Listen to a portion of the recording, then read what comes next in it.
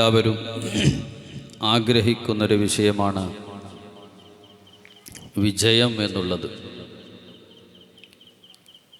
വിജയം ലഭിക്കണമെന്ന് ആഗ്രഹിക്കാത്ത ആരും നമ്മുടെ കൂട്ടത്തിലില്ല. പരാജയപ്പെടണമെന്നുള്ളത് ഒരാളുടെയും താല്പര്യമല്ല. പരാജയം എന്നത് സഹിക്കാൻ പോലും നമുക്ക് സാധ്യമല്ല. അതിൻ്റെ പേരിലാണല്ലോ ചില SLC അതുപോലെ തന്നെ +2 റിസൾട്ടുകളൊക്കെ വരുമ്പോൾ ചില കുട്ടികളൊക്കെ തൂങ്ങി മരിച്ചു എന്ന വാർത്ത കേൾക്കുന്നത് എന്തുകൊണ്ടാണ്? പരാജയം അത് സഹിക്കാൻ കഴിയുന്നതല്ല. അപ്പോൾ ഒരു വിഷയത്തിലും പരാജയം എന്നത് നമ്മളാരും ഇഷ്ടപ്പെടുന്നില്ല. വിജയമാണ് നമ്മുടെ എല്ലാവരുടെയും ആഗ്രഹം. എന്നാൽ അത് ദുനിയാവിലും ആഖിറത്തിലും ഇരു വീട്ടിലുമുള്ള വിജയം ഒരു മുഅ്മിനായ മനുഷ്യനെ സംബന്ധിച്ചിടത്തോളം ആഗ്രഹിക്കുകയും അതിനുവേണ്ടി ദുആ ചെയ്യുകയും ചെയ്യുന്നവരാണ് മുഅ്മിനീങ്ങൾ. എന്നാൽ ഏറ്റവും വലിയ വിജയം നമുക്ക് ലഭിക്കേണ്ടത് പരലോകത്താണ്, ആഖിറത്തിലാണ്. ഒരു ഈമാനുള്ളവനെ സംബന്ധിച്ചിടത്തോളം ആ വിഷയത്തിൽ തർക്കമില്ല, സംശയമില്ല. ആ പരലോക വിജയം കൈവരിച്ചവരാരാണ്? അതിനെക്കുറിച്ചാണ് ഇൻഷാ അല്ലാഹ് ഒരല്പസമയം നിങ്ങളോട് സംസാരിക്കുന്നത്. പരിശുദ്ധ ഖുർആൻ പല സ്ഥലങ്ങളിലായി നമ്മെ ഓർമ്മപ്പെടുത്തിയ വിഷയമാണത്. ഇന്ന് വെള്ളിയാഴ്ചയാണ്. ഇന്നൊരു പക്ഷേ ജുമുഅക്ക് അല്ലെങ്കിൽ വെള്ളിയാഴ്ച രാത്രി ഇശാഇനുമൊക്കെ ഇമാം ഓതുന്ന സൂറത്ത് നമുക്ക് മനഃപ്പാടമുണ്ട്. സബ്ബിഹിസ്മ റബ്ബിക്കൽ അഅല. അതിൽ അല്ലാഹു സുബ്ഹാനഹു വ തആല വളരെ പ്രധാനപ്പെട്ട ഒരു പോയിന്റ് നമ്മെ പഠിപ്പിക്കുന്നുണ്ട്. എന്താണത്? ഖദ് അഫ്ലഹ മൻ തസക്ക. ആർക്കാണ് വിജയമെന്ന് ആ സൂറത്തിൽ അല്ലാഹു നമ്മെ പഠിപ്പിക്കുന്നുണ്ട്. ഖദ് അഫ്ലഹ, തീർച്ചയായിട്ടും വിജയിച്ചിരിക്കുന്നു. മൻ തസക്ക, ആത്മശുദ്ധി, ഹൃദയശുദ്ധി കൈവരിച്ച ആളുകൾ തീർച്ചയായിട്ടും വിജയിച്ചിരിക്കുമെന്നോ പരിശുദ്ധ ഖുർആൻ നമ്മെ പഠിപ്പിക്കുകയാണ്. ഒരു സൂറത്തിൽ മാത്രമല്ല, വശംസി വളുഹാഹ, ആ സൂറത്ത് ഓതി നോക്കിയാലും നമുക്ക് കാണാം ഖദ് അഫ്ലഹ മൻ സക്കാഹാ വഖദ് ഖാബ മൻ ദസ്സാഹാ. നമ്മുടെ ആത്മാവിനെ, നമ്മുടെ ഹൃദയത്തെ ശുദ്ധീകരിച്ച ആളുകൾ ഉറപ്പായിട്ടും വിജയിച്ചിരിക്കുന്നു എന്നാണ് ആ ആയത്ത് നമ്മെ പഠിപ്പിക്കുന്നത്. ഇനി മറ്റുള്ള ആയത്തുകളിലേക്കൊക്കെ കടന്നാൽ തസ്കിയത്ത്, ആത്മവിശുദ്ധി, ഖൽബിൻ്റെ, ഹൃദയത്തിൻ്റെ ശുദ്ധി, അതാണ് വിജയത്തിൻ്റെ മാനദണ്ഡം. നാളെ ആഖിറത്തിൽ വരുന്ന സമയത്ത് അല്ലാഹു സുബ്ഹാനഹു വ തആല പറയുന്നുണ്ട്, വിജയം ആർക്കാണ്? സ്വർഗപ്രവേശനം ലഭിക്കുന്നത് ആർക്കാണ്? യൗമ ലാ യൻഫഉ മാലും വലാ ബനൂൻ ഇല്ലാ മൻ അത്തല്ലാഹ ബിഖൽബിൻ സലീം. സമ്പത്ത് കൊണ്ടോ സമ്പാദ്യം, സന്താനങ്ങളെ കൊണ്ടോ ഉപകാരം ലഭിക്കാത്ത ദിവസത്തിൽ ആർക്ക് മാത്രമാണ് അവിടെ വിജയമുള്ളത്? ഇല്ലാ മൻ അത്തല്ലാഹ ബിഖൽബിൻ സലീം. സലീമായ ഹൃദയമായി നാളെ ആര് ആഖിറത്തിൽ വരുന്നുവോ അവർക്ക് മാത്രമേ സ്വർഗത്തിൽ പ്രവേശനമുള്ളൂ. ഒരു പണ്ഡിതനായതിൻ്റെ പേരിൽ സ്വർഗമുണ്ടെന്ന് ഖുർആൻ പറഞ്ഞിട്ടില്ല. ഒരു മുതഅല്ലിമായതിൻ്റെ പേരിൽ അല്ലെങ്കിൽ ഒരു ഹാജിയാരായതിൻ്റെ പേരിൽ, മറ്റേത് ഫീൽഡിൽ പ്രവർത്തിക്കുന്നവരാണെങ്കിലും പരലോകത്ത് വിജയം വേണോ? ഈ വലിയ സമ്പത്ത്, ഈ അമൂല്യമായ സ്വത്ത് നമ്മൾ കരസ്ഥമാക്കണം. അതാണ് തസ്കിയത്ത് എന്നുള്ളത്. ആത്മവിശുദ്ധി. മനുഷ്യൻ എന്ന് പറയുന്നത് 2 ഘടകങ്ങൾ കൂടിയതാണ്, നമുക്കറിയാം. ഒന്ന് നമ്മുടെ ഭൗതികമായ ബോഡി, മറ്റൊന്ന് 4-ാം മാസത്തിൽ നമ്മൾ ഉമ്മയുടെ വയറ്റിലുള്ള സമയത്ത് അല്ലാഹു തആല അയച്ചു തന്നിട്ടുള്ളൊരു സംഗതിയുണ്ട്. അതേതാണ്? ഖുലിർ റൂഹു മിൻ അംരില്ലാ. റൂഹ്, ആത്മാവ് എന്ന് പറയുന്ന നമ്മുടെ ശരീരത്തെ കൺട്രോൾ ചെയ്യുന്ന, നമ്മുടെ ശരീരത്തെ നിയന്ത്രിക്കുന്ന ഈ ബോഡിയിലേക്ക് അല്ലാഹു സുബ്ഹാനഹു വ തആല അയച്ചു തന്നിട്ടുള്ള ഇലാഹിയായ കാര്യമാണ് ആത്മാവ്, റൂഹ് എന്നുള്ളത്. നമ്മൾ മരിക്കുന്ന സമയത്ത് ആ റൂഹിനെയാണ് മലക്കുകൾ പിടിച്ചു കൊണ്ടുപോകുന്നത്. ബോഡി അവിടെ കിടക്കുകയാണ്. അപ്പം മനുഷ്യൻ എന്ന് പറയുന്നത്, അല്ലെങ്കിൽ നമ്മൾ എന്ന് പറയുന്നത് രണ്ട് കാര്യങ്ങൾ കൂടിയതാണ്. ഒന്ന് നമ്മുടെ ബോഡിയാണ്, മറ്റൊന്ന് ആ ബോഡിയിൽ അള്ളാഹു നിക്ഷേപിച്ചിട്ടുള്ള റൂഹാണ്, ആത്മാവാണ്. എന്നാൽ ഈ രണ്ട് സംഗതികളിൽ, ഈ രണ്ട് ഘടകങ്ങളിൽ നമ്മൾ ഏറ്റവും കൂടുതൽ പ്രാധാന്യം കൊടുക്കേണ്ടത് ഏതിനാണ്? അതാണ് പരിശുദ്ധ ഖുർആൻ പഠിപ്പിച്ചത്. ഖദ് അഫ്ലഹ മൻ സക്കാഹ. നമ്മുടെ ബോഡിയെ ശ്രദ്ധിക്കുന്നതിനേക്കാളേറെ നമ്മൾ ശ്രദ്ധിക്കേണ്ട വിഷയം നമ്മുടെ ആത്മാവിനെയാണ്, നമ്മുടെ ഹൃദയത്തെയാണ്. നമ്മൾ ബോഡിക്ക് നല്ല ഭക്ഷണം കൊടുക്കുന്നുണ്ട്, ബോഡിക്ക് ചികിത്സ ലഭിക്കുന്നുണ്ട്, നമ്മുടെ ബോഡിയിൽ ചേറായാൽ മണ്ണായാൽ നമ്മൾ ക്ലീൻ ചെയ്യുന്നുണ്ട്. എല്ലാ ശ്രദ്ധയും നമ്മുടെ ബോഡിക്ക് നമ്മൾ കൊടുക്കുന്നുണ്ട്. എന്നാൽ നമ്മുടെ ആത്മാവിനെ നമ്മൾ ശ്രദ്ധിക്കുന്നുണ്ടോ ഇല്ലേ എന്ന് ഞാനടക്കമുള്ള നമ്മൾ ഒരു വിചിന്തനം നടത്തുന്നത് നല്ലതാണ്. ഒന്ന് രണ്ട് ഉദാഹരണങ്ങളിലൂടെ പോകാം. നമ്മൾ ഏറ്റവും കൂടുതൽ ശ്രദ്ധിക്കേണ്ടത് നമ്മുടെ ആത്മാവിനെയാണ്, നമ്മുടെ ഹൃദയത്തെയാണ്. നമ്മൾ മരിക്കുന്ന സമയത്ത് മാലാഖമാരെ രണ്ട് രൂപത്തിലാണ് നമ്മളെ സമീപിക്കുന്നത്. നമ്മുടെ ശരീരത്തിൽ നിന്ന് റൂഹിനെ പിടിച്ച് ആ റൂഹിനെ കൊണ്ടുപോകുന്നത് നല്ല പട്ടിൻ്റെ സുഗന്ധമുള്ള വിരിപ്പിൽ പൊതിഞ്ഞുകൊണ്ടാണോ ആ ആത്മാവിനെ കൊണ്ടുപോകുന്നത് എങ്കിൽ ആ ആത്മാവ് തസ്കിയത്ത് ലഭിച്ചിട്ടുള്ള ആത്മാവാണ്. അതല്ല, അങ്ങനത്തെ ആളുകൾ അവർ റൂഹ് പിരിഞ്ഞു കഴിഞ്ഞാൽ അവർ ചിരിക്കുന്നത് കാണാം. ആ സന്തോഷകരമായ കാഴ്ച കണ്ടുകൊണ്ടാണ് മയ്യത്ത് ചിരിക്കുന്നത്. അതേ സമയത്ത് തെറ്റുകുറ്റങ്ങളെ കൊണ്ട്, തമ്മാടിത്തരങ്ങളെ കൊണ്ട് ഹൃദയത്തെ മോശപ്പെടുത്തി ആത്മാവിനെ നശിപ്പിച്ച ഒരു മനുഷ്യൻ്റെ റൂഹിനെ പിടിക്കുന്ന രംഗം നമുക്ക് വിശദീകരിക്കാൻ പറ്റാത്തതാണ്. വല്ലാത്തൊരു ഭയാനകരമായ രംഗമാണ്. അങ്ങനത്തെ മനുഷ്യൻ്റെ റൂഹാണ് മലക്കുകൾ കൊണ്ടുപോകുന്നത്. അതേത് രൂപത്തിലായിരിക്കും?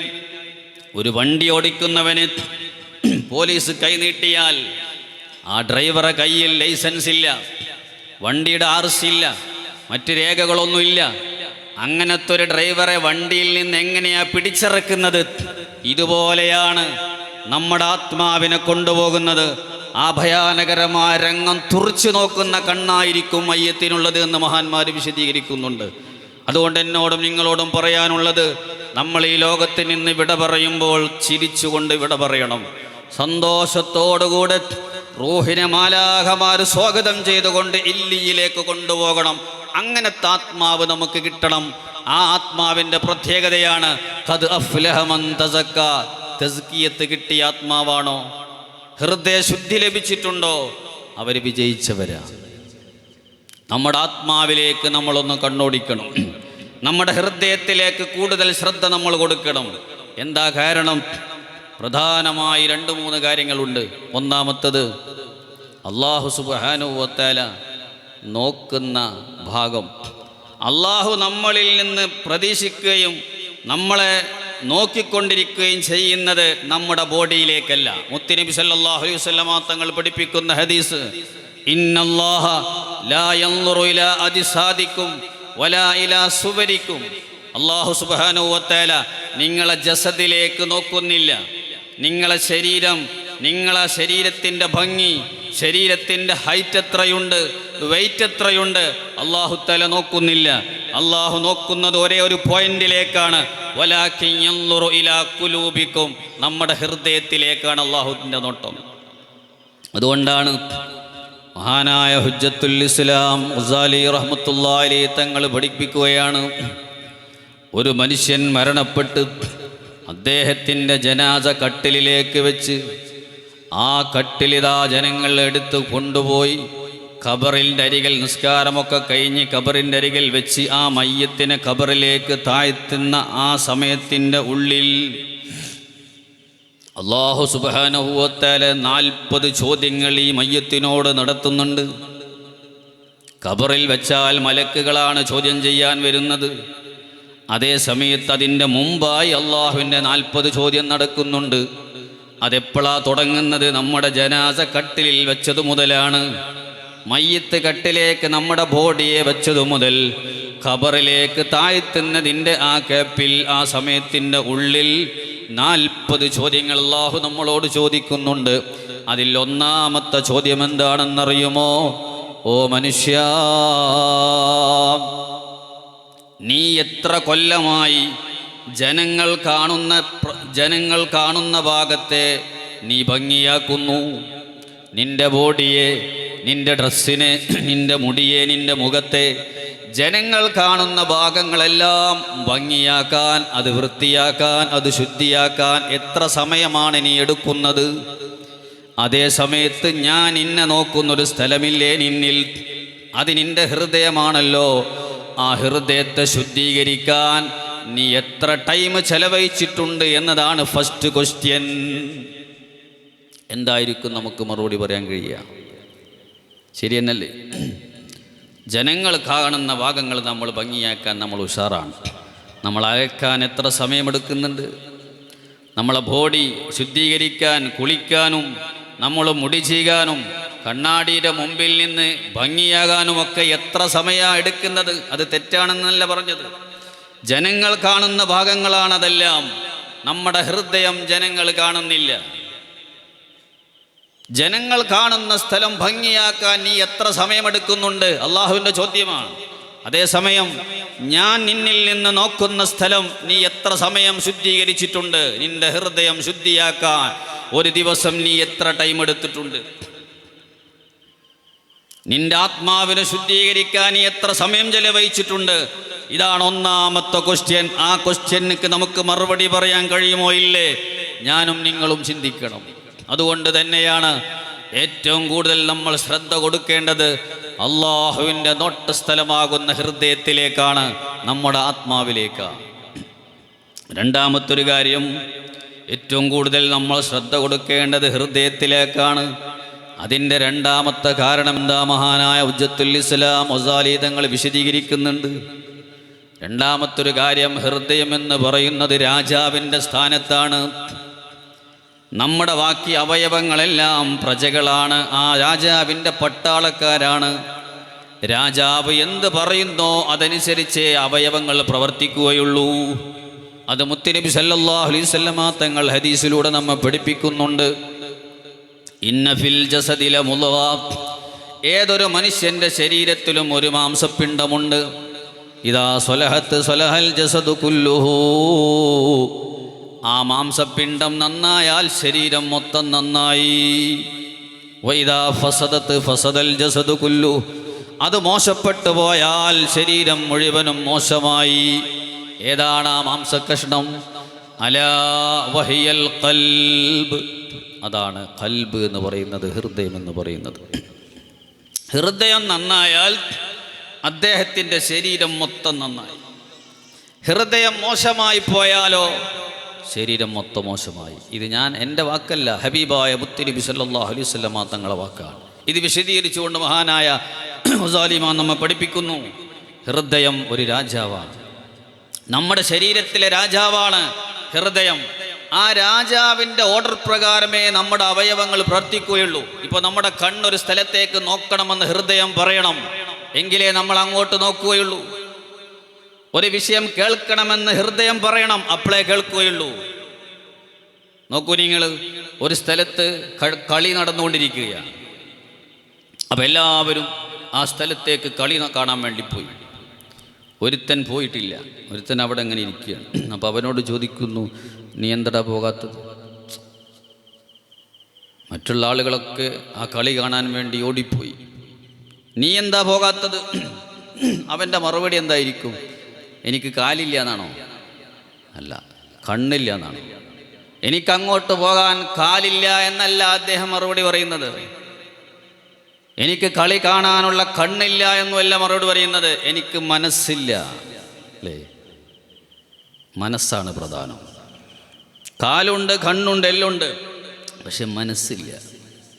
ഇനി ഒരു നല്ല കാര്യത്തിലേക്ക് വരൂ. നിങ്ങൾ എല്ലാവരും പള്ളിയിൽ ജുമഅക്ക് മറ്റൊക്കെ വന്നപ്പോൾ എല്ലാവരും ഖുർആൻ എടുത്ത് ഓതുന്നു, അൽ കഹ്ഫ് ഓതുന്നു, സ്വലാത്ത് ഓതുന്നു, ദിക്ർ ചൊല്ലുന്നു. ഒരുത്തൻ മാത്രം മൂലയിൽ ഇങ്ങനെ ഇരിക്കുന്നു. എന്തേ നീ ഖുർആൻ ഓതാത്തത്? എല്ലാവരും ഖുർആൻ ഓതുന്നുണ്ടല്ലോ. എനിക്ക് കണ്ണില്ല എന്നവൻ പറയില്ല, എനിക്ക് ഖുർആൻ എടുക്കാൻ കഴിയില്ല എന്ന് പറയില്ല, എനിക്ക് മനസ്സില്ല. മനസ്സാണ് പ്രധാനം. അപ്പം മനസ്സ് നന്നായാൽ അവയവങ്ങളൊക്കെ നന്നായി. ഈ മനസ്സ് പറയണം, എടുക്കടാ ഖുർആൻ, ഓതടാ ഖുർആൻ. അപ്പോൾ ഓട്ടോമാറ്റിക്കായി ഒരു ഉസ്താദിൻ്റെയും വഅലിൻ്റെ ആവശ്യമില്ല. അവൻ പോകും, ഖുർആൻ എടുക്കും, ഖുർആൻ ഓതും. എല്ലാ വിഷയങ്ങളും തന്നെ ഒരു വഅല് കേൾക്കണമെന്ന് മനസ്സുള്ളവരായി വന്നിരിക്കുന്നവർ, മനസ്സില്ലാത്തവർ പുറത്ത് പലരുമുണ്ട്. എനിക്ക് വഅല് കേൾക്കാൻ മനസ്സില്ല. അവർക്ക് വരാൻ കാലില്ലാത്തത് കൊണ്ടല്ല, വരാൻ വാഹനമില്ലാത്തത് കൊണ്ടോ കേൾക്കാൻ ചെവിയില്ലാത്തത് കൊണ്ടോ അല്ല, മനസ്സില്ല. അപ്പം മനസ്സ് നന്നാവണം. അതാണ് ഹൃദയം, ഖൽബ്, റൂഹ് എന്നൊക്കെ പറയുന്നത്. അധ്യാപകൻ ക്ലാസ് എടുക്കുന്ന സമയത്ത് അല്ലേ, കുട്ടികൾ ടെക്സ്റ്റ് ബുക്കിൽ ശരിക്കും നോക്കുന്നുണ്ട്, ആ വരികളിലൂടെ കൈ ഇങ്ങനെ ഓടിക്കുന്നുണ്ട്. ഇടയ്ക്കിടയ്ക്ക് അധ്യാപകൻ ഒരു ചോദ്യം ചോദിക്കും. എന്താ ചോദിക്കുന്നത്? ഈ എടുക്കുന്ന പാഠം നിൻ്റെ കയ്യിലായോ എന്ന് ചോദിക്കുന്നുണ്ടോ? കൈകൊണ്ടല്ലേ, ഇങ്ങനെ വിരലുകൊണ്ടല്ലേ ആ വരികളിലൂടെ ഇങ്ങനെ പോകുന്നത്. ശരിക്ക് കണ്ണുകൊണ്ട് തന്നെ അവൻ നോക്കുന്നത്. അധ്യാപകൻ്റെ ചോദ്യം നിൻ്റെ കണ്ണിലായോ എന്ന് ചോദിക്കൂല. പിന്നെന്താ ചോദിക്കുന്നത്? മനസ്സിലായോ എന്നാണ് ചോദിക്കുന്നത്. ഞാൻ എടുത്ത പാഠം മനസ്സിലായോ എന്നാണ് ചോദിക്കുന്നത്, കയ്യിലായോ കണ്ണിലായോ എന്നല്ല. അവിടെയാണ് ആവേണ്ടത്. മനസ്സ് വേണം, എല്ലാത്തിനും മനസ്സ് വേണം. മനസ്സ് രാജാവാണ്. അതുകൊണ്ടാണ് മുത്തുനബി സല്ലല്ലാഹു അലൈഹി വസല്ലം തങ്ങൾ പഠിപ്പിച്ചത്, മനസ്സ് നന്നായാൽ ശരീരം മൊത്തം നന്നായി, ഹൃദയം നന്നായാൽ എല്ലാം നന്നായി, അത് മോശപ്പെട്ടാൽ എല്ലാം മോശമായി. അതുകൊണ്ട് ഏറ്റവും കൂടുതൽ ശ്രദ്ധ കൊടുക്കേണ്ടത് ഹൃദയത്തിലേക്കാണ്. അതല്ലേ നമ്മളൊരു കുട്ടിയെ വിലയിരുത്തുന്നത്. കുരുത്തക്കേടുള്ള, പറഞ്ഞാൽ അനുസരിക്കാത്തൊരു കുട്ടിയെ അവൻ നന്നാകണമെന്ന ചിന്തയോടെ ഒരു ഉസ്താദിൻ്റെ അടുക്കൽ ഒരു ദർസിൽ കൊണ്ടുപോയി ചേർത്തി. 1-2 ആഴ്ച ഉസ്താദിൻ്റെ ഉപദേശം കേട്ടു. മറ്റുള്ള കുട്ടികളൊക്കെ നിസ്കരിക്കുന്നതൊക്കെ കണ്ടവൻ നന്നായി. ഈ കുട്ടി നാട്ടിലേക്ക് വന്നാൽ ആ ഉമ്മയുടെയും ഉപ്പയുടെയും സന്തോഷം എത്രയാണ്. ആ മകനെക്കുറിച്ച് ഉപ്പ പറയും, ഉമ്മ പറയും, എൻ്റെ മോൻ അടിമുടി മാറിയിരിക്കുന്നു എന്ന് പറയും. എന്തേ മോൻ തടി വെച്ച് വന്നിണെന്നാ? പോയ സമയത്തുള്ള കയ്യന്നല്ലേ ഇപ്പോൾ എനിക്കുള്ളത്? കാല് മാറിയിട്ടുണ്ടോ? കണ്ണ് ചേഞ്ച് ആക്കിയിട്ടുണ്ടോ? പിന്നെന്താ അടിമുടി മാറിയിരിക്കുന്നു എൻ്റെ മകൻ എന്ന് പറഞ്ഞത്? അവയവങ്ങളെല്ലാം മാറിയത്, അവൻ്റെ ഹൃദയം മാറിയിരിക്കുന്നു. മുമ്പ് ഉപ്പയെ അനുസരിക്കാത്ത മകനായിരുന്നു, ഉമ്മ പറഞ്ഞത് കേൾക്കാത്ത മകനായിരുന്നു. ഇപ്പം എന്തൊരനുസരണയാണ്! 2-3 ആഴ്ച ദർസിൽ കൂടി വന്നപ്പോൾ അവൻ്റെ മനസ്സ് നന്നായി. മുത്തുനബി സല്ലല്ലാഹു അലൈഹി വസല്ലം തങ്ങൾ പറഞ്ഞു, മനസ്സ് നന്നായാൽ മൊത്തം നന്നായി, ഇല്ലെങ്കിൽ എല്ലാം കേടുവന്നു. അതുകൊണ്ട് ഞാനും നിങ്ങളും ഏറ്റവും ശ്രദ്ധ കൊടുക്കേണ്ടത് നമ്മുടെ മനസ്സിലേക്കാണ്, നമ്മുടെ ഹൃദയത്തിലേക്കാണ്. 3-മത്തൊരു കാരണം മഹാനവർ വിശദീകരിക്കുന്നു. എല്ലാത്തിൻ്റെയും ഖജനാവാണ് ഹൃദയം എന്ന് പറയുന്നത് അല്ലേ. നമ്മുടെ ഈമാൻ എവിടെ കുടികൊള്ളുന്നത്? നമ്മുടെ കണ്ണിലല്ല ഈമാൻ, കാതിലല്ല, നാക്കിലല്ല, ചെവിയിലല്ല, കാലുകളോ കൈകളിലോ അല്ല. നമ്മുടെ ഈമാൻ കുടികൊള്ളുന്നത് നമ്മുടെ ഹൃദയത്തിലാണ്. നമ്മൾ ഇൽമു പഠിച്ചാൽ ഇൽമു കേന്ദ്രീകരിക്കുന്നത്, സ്റ്റോക്ക് ചെയ്യുന്നത് നമ്മുടെ ഹൃദയത്തിലാണ്. തഖ്വ അത് ഹൃദയത്തിലാണ്. മുത്തുനബി സല്ലല്ലാഹു അലൈഹി വസല്ലം തങ്ങൾ പറഞ്ഞു, അത്തഖ്വ ഹാഹുന, 3 പ്രാവശ്യം ആവർത്തിച്ചു പറഞ്ഞു. തഖ്വ കണ്ണിലല്ല, കയ്യിലല്ല, കാലിലല്ല. അത്തഖ്വ ഹാഹുന, ഇവിടെയാണ് തഖ്വയുള്ളത്. ഇങ്ങനെ എല്ലാ നല്ല കാര്യങ്ങളുടെയും ഒരു ഖജനാവാണ്, ഒരു സൂക്ഷിപ്പ് കേന്ദ്രമാണ് നമ്മുടെ ഹൃദയം. അങ്ങനത്തെ ഹൃദയത്തെ ഏറ്റവും കൂടുതൽ പരിഗണന നമ്മൾ കൊടുക്കണ്ടേ? ഏറ്റവും കൂടുതൽ ശ്രദ്ധ ആ ഹൃദയത്തിലേക്ക് നമ്മൾ കൊടുക്കണ്ടേ? മഹാന്മാരായ മുൻഗാമികളൊക്കെ ഏറ്റവും കൂടുതൽ ശ്രദ്ധിച്ചത് അവരുടെ ഹൃദയത്തിൻ്റെ വിഷയത്തിലാണ്. ഒരു സംഭവം പറയട്ടെ. മഹാനായ അബ്ദുല്ലാഹി യാഫി റളിയല്ലാഹു അൻഹു അവിടുത്തെ ഇർശാദിൽ ഉദ്ധരിക്കുന്നത് കാണാം. ഔലിയാക്കളിൽപ്പെട്ട ഉന്നത സ്ഥാനത്തുള്ള മഹാനാണ്, വലിയ കുത്തുബിൻ്റെ സ്ഥാനം ലഭിച്ച മഹാനാണ് മുഹീദ്ദീൻ ഇബ്നുൽ അറബി റളിയല്ലാഹു അൻഹു. ഒരുപാട് മശായിഖന്മാരുടെ ശൈഖാണ്. മഹാനവറുകളുടെ ചില സംസാരങ്ങളൊന്നും സാധാരണക്കാർക്കൊന്നും മനസ്സിലാവുകയില്ല. അതിൻ്റെ ഉള്ളിലേക്ക് ഒരുപാട് രഹസ്യങ്ങൾ ഒളിഞ്ഞു കിടക്കുന്ന വാക്കുകളായിരിക്കും പലപ്പോഴും സംസാരിക്കുന്നത്. അതുകൊണ്ട് തന്നെ പല ഇമാമിങ്ങളും പറഞ്ഞു, ഇബ്നുൽ അറബി തങ്ങളെ കിതാബ് നോക്കരുത്, അത് നോക്കിയാൽ ചിലപ്പോൾ നമുക്ക് അറിയാത്ത രൂപത്തിൽ തെറ്റായ അർത്ഥങ്ങളൊക്കെ വെച്ചു പോകും.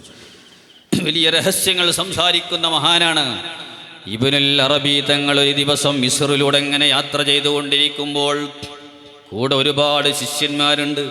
അവരെ ശിഷ്യന്മാരെന്നൊക്കെ പറഞ്ഞാൽ വലിയ ഔലിയാക്കളാണ്, വലിയ മുരീദന്മാർ. അങ്ങനെ പോകുന്ന സമയത്താണ് അവിടുത്തെ ഒരു വീട്ടുകാരൻ ഭക്ഷണത്തിന് ക്ഷണിച്ചു. ഇന്ന് എൻ്റെ വീട്ടിൽ നിങ്ങൾ ഭക്ഷണത്തിന് വരണം. ഭക്ഷണം കൊടുക്കുന്നതിന് വലിയ പ്രാധാന്യമാണ്. ഇൻഷാ അല്ലാഹ് പിന്നീട് ഞാൻ സൂചിപ്പിക്കാം. അപ്പോൾ എൻ്റെ വീട്ടിൽ നിങ്ങൾ ഭക്ഷണത്തിന് വരണം. ഇബ്നുൽ അറബി തങ്ങൾ ആ ക്ഷണം സ്വീകരിച്ചു. ഒരുപാട് ഔലിയാക്കൾ മുരീദന്മാർ കൂടെയുള്ളവരും അങ്ങോട്ട് ചെന്നു. എല്ലാവരും ഭക്ഷണത്തിന് വേണ്ടിയിരുന്നു. വീട്ടുകാരനതാ ഓരോ പ്ലേറ്റിലും ഭക്ഷണം വിളമ്പിയിട്ട് എല്ലാവരുടെയും മുമ്പിൽ കൊണ്ടുവച്ചു. പക്ഷേ ഒരാൾക്ക് മാത്രം പാത്രം തികഞ്ഞില്ല. വീട്ടുകാരൻ ഒന്നും കൂടെ പരിശോധിച്ചില്ല. ഇനി ഒരു പ്ലേറ്റും ബാക്കിയില്ല, എല്ലാം കൊണ്ടുവച്ചു. പക്ഷേ ഒരാൾക്ക് മാത്രം ബാക്കിയാണല്ലോ.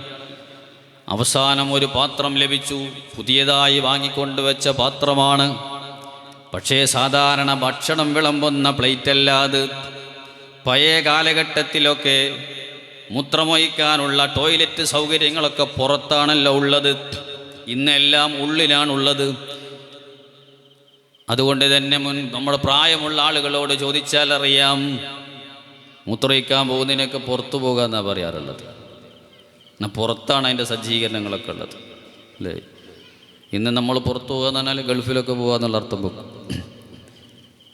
അപ്പോൾ അതുകൊണ്ട് തന്നെ പാതിരാ സമയത്തൊക്കെ പുറത്തു പോകുക എന്നുള്ളതൊരു പ്രയാസമാണ്. അതുകൊണ്ട് എല്ലാവരും ഒരു പാത്രം വാങ്ങി വെക്കും. മൂത്രമൊഴിക്കാനുണ്ടെങ്കിൽ പാതിരാ സമയത്ത് അതിൽ മൂത്രമൊഴിക്കും, കഴുകും.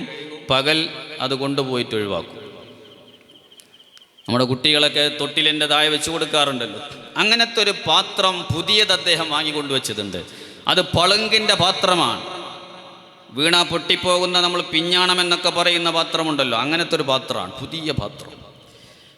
ആ പാത്രം ഉപയോഗിച്ചിട്ടില്ല, നജസൊന്നായിട്ടില്ല, നല്ല പാത്രമാണ്. അപ്പോൾ അതിൽ ഭക്ഷണം വിളമ്പിയിട്ട് ഈ തികയാത്ത ഒരാളുടെ മുമ്പിൽ, അദ്ദേഹത്തിൻ്റെ മുമ്പിൽ കൊണ്ടുവച്ചു. അങ്ങനെ എല്ലാവരും ഭക്ഷണം കഴിഞ്ഞ് ഒരു പ്ലേറ്റ് ഇങ്ങനെ എടുത്തു കൊണ്ടുപോവുകയാണ് വീട്ടുകാരൻ. അപ്പോൾ ഒരു അത്ഭുതം നടക്കുകയാണ് അവിടെ. ഈ അവസാനമായി കൊണ്ടുവച്ച ആ പാത്രം അവിടെ സംസാരിക്കുകയാണ്. എന്താ സംസാരിച്ചതെന്നറിയോ? മുന്തു അക്രമനി അല്ലാഹു ബി അക്കുലി ഹൗലായി സദാത്ത് ലാ അർലാ അൻ അകൂന മഹല്ലൻ ലിൽ അദാ. ആ പാത്രം സംസാരിച്ചത്, എനിക്ക് വലിയ ആദരവ് അല്ലാഹു തന്നിട്ടുണ്ട്. കാരണം ഈ ഇരിക്കുന്നത് മുഴുവനും ഔലിയാക്കളാണ്. ആ ഔലിയാക്കളെ കൂടെ ഇരിക്കുക എന്നത് വലിയൊരു ഭാഗ്യമാണ്.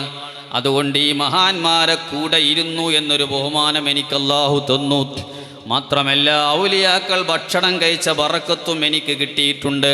പാത്രമാ സംസാരിക്കുന്നത്. എന്നിട്ട് ആ പാത്രം പറയുന്നത്, ഇനി എന്നെ ഈ വീട്ടുകാരൻ എടുത്തുകൊണ്ടുപോയാൽ അദ്ദേഹം വാങ്ങിക്കൊണ്ടുവന്നത് മറ്റൊരു ലക്ഷ്യത്തിന് വേണ്ടിയാണ്, നജസാക്കാൻ വേണ്ടിയാണ്, വിസർജനം നടത്താൻ വേണ്ടിയാണ്. പക്ഷേ ഇത്രയും ബഹുമാനം കിട്ടിയ എന്നെ ഇനി നജസാക്കുന്നത് ഞാൻ ഇഷ്ടപ്പെടുന്നില്ല എന്ന് സംസാരിച്ചിട്ട് ആ പാത്രം 2 കഷ്ണമായിട്ട് പിളർന്നു. എന്നെ വീട്ടുകാരൻ എടുത്ത് കൊണ്ടുപോകണ്ട, കൊണ്ടുപോയാൽ നജസാക്കും, അതെനിക്കിഷ്ടമല്ല. ഇത്രയും ബഹുമാനം കിട്ടിയ ഈ പാത്രത്തെ നജസാക്കാൻ ഞാൻ ഇഷ്ടപ്പെടുന്നില്ല എന്ന് ആ പാത്രം പറഞ്ഞുകൊണ്ട് 2 കഷ്ണമായി പിളർന്നത്. ഈ അത്ഭുതം എല്ലാവരും ഇങ്ങനെ കണ്ടിരിക്കുകയാണ്. മഹാനായ ഇബ്നുൽ അറബി തങ്ങൾ ചോദിച്ചു, കേട്ടല്ലോ നിങ്ങളൊക്കെ പാത്രം സംസാരിച്ചത്? എല്ലാവരും പറഞ്ഞു, അതെ ഞങ്ങൾ കേട്ടു. എന്താ പറഞ്ഞത്? ആ പാത്രം പറഞ്ഞതുപോലെ തന്നെ എല്ലാവരും പറഞ്ഞു കൊടുത്തു. അപ്പോൾ മഹാനവറുകൾ പറഞ്ഞു, അല്ല, ആ പാത്രം സംസാരിച്ചതാണ് നിങ്ങളിപ്പോൾ പറഞ്ഞു തന്നത്. അതിൻ്റെ ഉള്ളിലൊരു രഹസ്യമുണ്ട്. നമ്മളെ വലിയൊരു പാഠം പഠിപ്പിക്കാനാണ് ആ പാത്രത്തെ അള്ളാഹു സംസാരിപ്പിച്ചത്. അത് വലിയൊരു പാഠമാണ്. എന്താണെന്നറിയുമോ? ഔലിയാക്കളൊക്കെ സാഗൂതം കാത്തിരിക്കുന്നു ആ വിശദീകരണം കേൾക്കാൻ. ഈ പാത്രം സംസാരിച്ച നേരെ വേടിതാണ്. ശരി, അള്ളാഹു എനിക്ക് വലിയ ബഹുമാനം തന്നിട്ടുണ്ട്. ഇത് പുതിയ പാത്രമാണ്, അതിലൊരു സ്ക്രാച്ച് ഇല്ല. ഒരു കറുത്ത കറയില്ല, ഒരു നിലക്കുമുള്ള മാലിന്യവും ആ പ്ലേറ്റിലില്ല. ഇനി ആ പ്ലേറ്റ് പറഞ്ഞത് എന്നെ എടുത്തു കൊണ്ടുപോയാൽ പാത്രം എന്നെ ഈ വീട്ടുകാരൻ എന്നെ നജസാക്കും, അത് ഞാൻ ഇഷ്ടപ്പെടുന്നില്ല എന്നാണ് പാത്രം പറഞ്ഞ നേരെ വേടിയെങ്കിൽ അതിൻ്റെ ഉള്ളിൽ ഒരു വല്ലാത്ത ആശയമുണ്ട്. അതെന്താണെന്നറിയുമോ?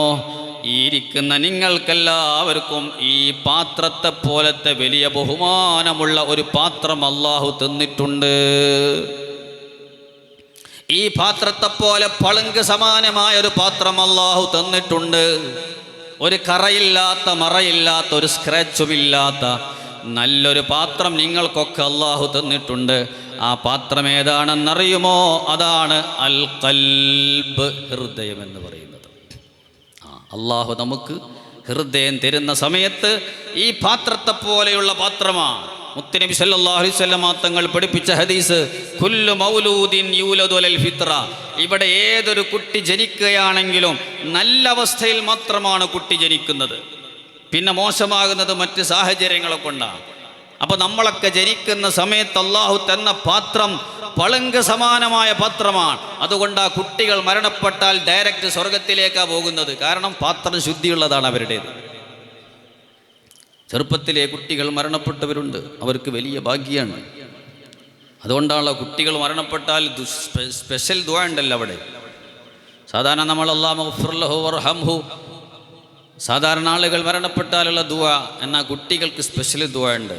ആ ദുആയിൽ എന്താ പറയുന്നത്? ഈ മാതാപിതാക്കളെ മുന്നേ നടന്നുപോയി കാത്തിരിക്കുന്ന സ്വർഗത്തിലേക്ക് കൊണ്ടുപോകുന്നൊരു മകനാക്കണേ എന്നാ കുട്ടികൾ മരിച്ചാൽ വരയ്ക്കുന്നത്. കാരണം കുട്ടിയുടെ അല്ലാഹു നൽകിയ ആ പാത്രം മലിനമായിട്ടില്ല.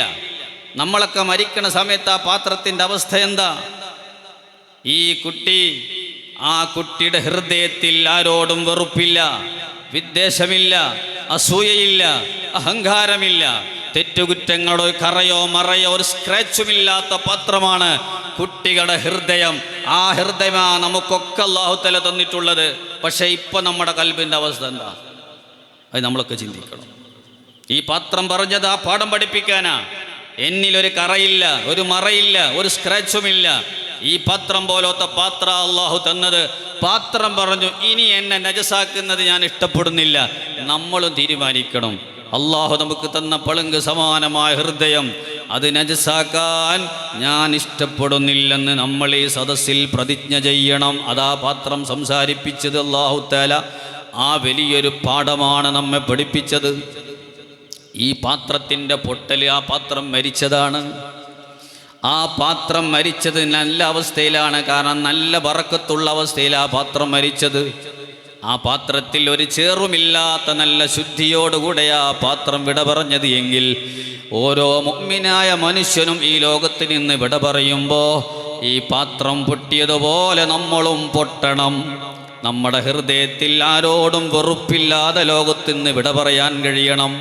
ഒരു അഹങ്കാരമില്ലാതെ, അസൂയയില്ലാതെ, ആരോടും പകയില്ലാതെ, നഞ്ഞില്ലാതെ, വിദ്വേഷമില്ലാതെ, തെറ്റുകുറ്റങ്ങളുടെ കറകളില്ലാതെ ലോകത്തിൽ നിന്ന് വിട പറയാൻ കഴിയണം. അതാണ് ഖദ് അഫ്ലഹ മൻ തസക്ക. തസ്കിയത്ത് കിട്ടിയാൽ വിജയിച്ചു എന്ന് ഖുർആൻ പല സ്ഥലത്തും ആണയിട്ടുകൊണ്ട് തറപ്പിച്ചും ഉറപ്പിച്ചും അല്ലാഹു തആല പറഞ്ഞത് വെറുതെയല്ല. അത് കുറച്ചൊരു പ്രയാസമുള്ള സംഗതിയാണ്. അതുകൊണ്ട് ആ മഹാന്മാരായ ആളുകളൊക്കെ ഏറ്റവും കൂടുതൽ ശ്രദ്ധ വിഷയത്തിൽ കൊടുത്തു. ഹൃദയത്തെ ശുദ്ധിയാക്കാൻ നമ്മളേറ്റവും കൂടുതൽ ശ്രദ്ധിക്കുന്നത് നമ്മുടെ ബോഡിയാണ്. ഹൃദയത്തിലേക്ക് നമ്മുടെ ശ്രദ്ധ തിരിയണം. മഹാനായ അബ്ദുല്ലാഹി ലാഫി തങ്ങൾ ഉദ്ധരിക്കുന്ന മറ്റൊരു സംഭവം ഓർമ്മപ്പെടുത്തട്ടെ. ഒരു വലിയ ഷെയ്ഖിനെ കാണാൻ വേണ്ടി കുറച്ച് ആളുകൾ പോയി. ഒരു മഗ്‌രിബിൻ്റെ സമയത്തോ ഇശാഇൻ്റെ സമയത്താന്ന് തോന്നുന്നു. അവർ ഷെയ്ഖിനെ കാണാൻ വേണ്ടി പള്ളിയിലേക്ക് എത്തി. അപ്പോൾ ജമാഅത്ത് നടന്നുകൊണ്ടിരിക്കുകയാണ്. ആ നിസ്കാരത്തിൽ അവർ സംബന്ധിച്ചു. നിസ്കാരം കഴിഞ്ഞിട്ട് ഷെയ്ഖിനെ കാണാൻ വേണ്ടി കാത്തിരിക്കുകയാണ്. പക്ഷേ അവരെ മനസ്സിൽ ഷെയ്ഖിനെ കുറിച്ച് മോശമായൊരു ചിന്ത വന്നു. ഇദ്ദേഹം അത്രയൊരു ശരിയൊന്നുമില്ല. അദ്ദേഹമാണ് ഇമാം വന്നത്. അപ്പോൾ അദ്ദേഹത്തിൻ്റെ ഖിറാഅത്തൊന്നും ഒരു രസമുണ്ടായില്ല. വന്ന ആളുകൾക്ക് ഇത്ര വലിയ ശൈഖായിട്ട് ഇങ്ങനെയാണോ എന്നൊക്കെ അദ്ദേഹരുടെ മനസ്സിൽ തോന്നി. അങ്ങനെ നിസ്കാരമൊക്കെ കഴിഞ്ഞ് രാത്രി അവിടെ തന്നെ തങ്ങാൻ വേണ്ടി സൗകര്യം ഏർപ്പെടുത്തി. അങ്ങനെ എല്ലാവരും രാത്രി സമയത്ത് അവിടെ കിടന്നുറങ്ങി. അള്ളാഹു ഒരു പരീക്ഷണം കൊടുത്തു. ആ ശൈഖിനെ കാണാൻ വേണ്ടി പോയ ആളുകൾക്കൊക്കെ അന്ന് രാത്രി സ്ഖലനമുണ്ടായി, ജനാബത്തുണ്ടായി.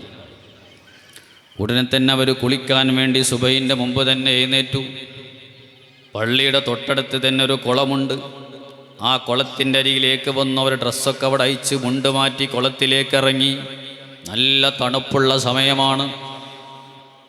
അങ്ങനെ അവർ കുളിച്ച് കയറാൻ നോക്കുന്ന സമയത്താണ് ഒരു വലിയ സിംഹം വരുന്നു. സിംഹം വന്നുകൊണ്ട് അവരെ ഡ്രസ്സിലങ്ങ് കിടന്നു. സുബ്ഹാനല്ലാഹ്, ഇവർക്ക് ഇനി എങ്ങനെ കയറാൻ കഴിയും? അവർ പേടിച്ച് വിറക്കാൻ തുടങ്ങി. സിംഹത്തെ കണ്ടുള്ള വിറ വേറെ, തണുത്ത് വെള്ളത്തിൻ്റെ വിറ മറ്റൊന്ന്. അങ്ങനെ പ്രയാസപ്പെട്ടിരിക്കുന്ന സമയത്താണ് ശൈഖിൻ്റെ ഖാദിമ വന്നുകൊണ്ട് ശൈഖിനോട് പറഞ്ഞു, ഇന്നലെ രാത്രി കാണാമെന്ന ആളുകളാകെ പ്രയാസത്തിലാണ്. എന്തേ? അവരതാ കുളത്തിൽ കുളിക്കാനിറങ്ങിയപ്പോൾ ഡ്രസ്സിൻ്റെ മേലൊരു സിംഹം വന്ന് കിടക്കുന്നു. ശൈഖ് അവറുകൾ വന്നു, പുറത്തു വന്നു. സിംഹത്തിൻ്റെ അടുക്കിലേക്ക് വന്നിട്ട് അദ്ദേഹത്തിൻ്റെ ആ സിംഹത്തിൻ്റെ ചെവിങ്ങ് പിടിച്ചു. എന്നിട്ട് സിംഹത്തിനോട് പറഞ്ഞു, അമാ ഖുൽതു ലക ലാ തതഅറദ ലിഫാനി, എന്നെ കാണാൻ പല ഗസ്റ്റും ഇവിടെ വരും. അങ്ങനെ ഗസ്റ്റ് വന്നാൽ അവരടുക്കിലേക്ക് വരരുത് നിന്നോട് ഞാൻ പറഞ്ഞില്ലേ, പോകണം ഇവിടെ നിന്ന് പറഞ്ഞുകൊണ്ട് ചെവി പിടിച്ചങ്ങ് മാറ്റി. സിംഹം അങ്ങോട്ട് പോയി. രക്ഷപ്പെട്ട സന്തോഷത്തിൽ അതാ അവരെല്ലാം കുളത്തിൽ നിന്ന് കയറി ഡ്രസ്സ് മാറ്റി ശൈഖിൻ്റെ അടുക്കൽ വന്ന് പൊരുത്തപ്പെടിച്ചു. ഞങ്ങളെ മനസ്സിൽ നിങ്ങളെക്കുറിച്ച് ഒരു മോശമായ ചിന്ത വന്നു, അതുകൊണ്ട് മാപ്പ് തരണം, പൊരുത്തപ്പെടണം. ശൈഖ് അവറുകൾ പൊരുത്തപ്പെട്ടു കൊടുത്തു. പറഞ്ഞൊരു വാക്കുണ്ട്, അതാണ് ഞാൻ നിങ്ങളോട് ഓർമ്മപ്പെടുത്തുന്നത്, എന്നോട് പറയുന്നത്. ശൈഖ് അവറുകൾ പറഞ്ഞൊരു വാക്കുണ്ട്, അൻതും ഇസ്തഗൽതും ബിതഖ്വീമിൽ ലവാഹിർ ഫഖിഫ്തുമുൽ അസദ് നഹനു ഇസ്തഗൽനാ ബിതഖ്വീമിൽ ബാത്തിൻ ഫഖാഫനൽ അസദ്. നിങ്ങൾ പുറം മാത്രം ഭംഗിയാക്കി, ജനങ്ങൾ കാണുന്ന സ്ഥലം മാത്രം നിങ്ങൾ മോഡി ചെയ്തു, നല്ല ഭംഗിയാക്കി. ഖൽബ് നിങ്ങൾ ശ്രദ്ധിച്ചില്ല. അതുകൊണ്ട് തന്നെ നിങ്ങൾക്ക് സിംഹത്തെ പേടിക്കേണ്ടി വന്നു. അതേ സമയത്ത് ഔലിയാക്കളാകുന്ന ഞങ്ങൾ പുറമത്തെ വേഷമത്ര നോക്കിയില്ല, പുറമത്ര ശ്രദ്ധിച്ചില്ല, ഭക്ഷണമത്ര നോക്കിയില്ല. നമ്മൾ ഏറ്റവും കൂടുതൽ ശ്രദ്ധ കൊടുത്തത് ബിതഖ്വീമിൽ ബാത്തിൻ, ഉള്ളു നന്നാക്കാനാണ്, ഖൽബ് ശുദ്ധിയാക്കാൻ. അതുകൊണ്ട് തന്നെ ഫഖാഫടിക്കുന്ന അവസ്ഥയിലേക്ക് അള്ളാഹു നമ്മളെ ഉയർത്തി. ഖൽബ് ക്ലീൻ ചെയ്താൽ, ഖൽബ് ശുദ്ധിയായി കിട്ടിയാൽ അള്ളാഹുവിലേക്കുള്ള സാമീപ്യം വർദ്ധിക്കും. മഹാന്മാരായ ഔലിയാക്കൾ മുഴുവനും ആ മർത്തബ കിട്ടിയ ആളുകളാണ്. ആത്മാവിൻ്റെ ശുദ്ധി ലഭിച്ചവരാണവർ, ഹൃദയ ശുദ്ധി ലഭിച്ചവരാണവർ.